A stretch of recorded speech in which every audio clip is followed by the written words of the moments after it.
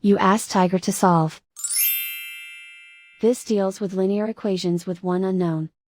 The final result is x equals 1. Let's solve it step by step. Simplify the expression. Expand the parentheses. Simplify the arithmetic. Group all constants on the right side of the equation. Subtract 6 from both sides.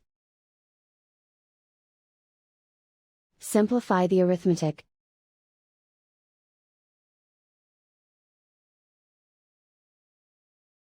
Isolate the x. Divide both sides by 3. Simplify the fraction.